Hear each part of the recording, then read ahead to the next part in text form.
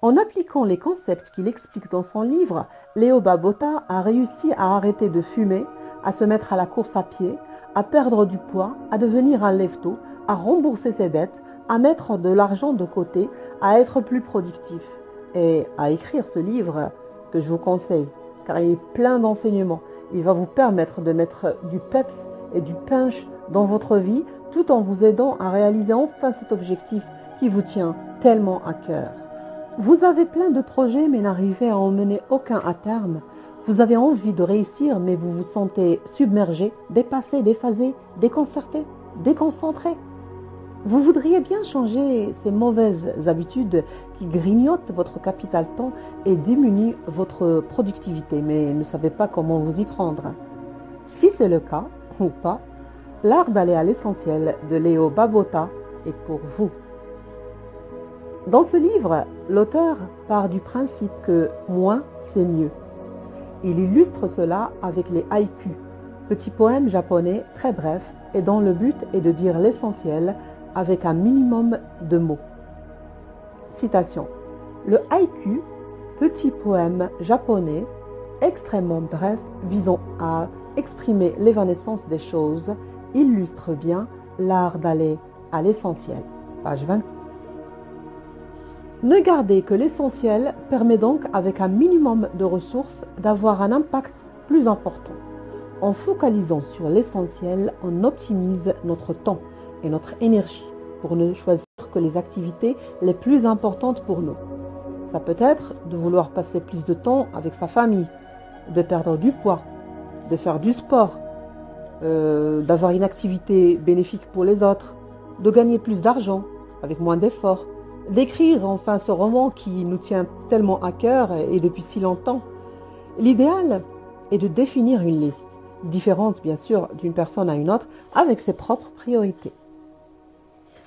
L'art d'aller à l'essentiel présente 6 principes pour augmenter sa productivité.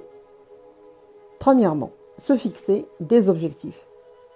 Dans n'importe quel objectif visé, professionnel ou personnel, afin de se recentrer sur soi et être plus efficace dans la réalisation de ses objectifs.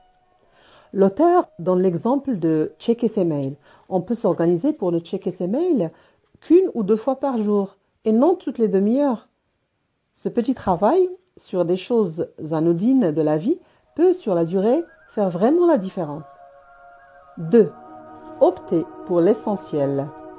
Pour ce, il faut prendre une feuille et poser les bonnes questions pour pouvoir opter pour l'essentiel. Exemple. Quelles sont nos valeurs? Aider les autres, être solidaire avec son prochain ou encore gagner un maximum d'argent. Quels sont nos objectifs par rapport à nos valeurs? Quelles sont nos passions? Si on veut être productif, il va falloir faire quelque chose qui nous passionne ou qui ne nous ennuie pas trop. Qu'est-ce qui a le plus fort impact sur le long terme? Exemple, est-ce que c'est manger quotidiennement des Big Mac ou bien manger des légumes?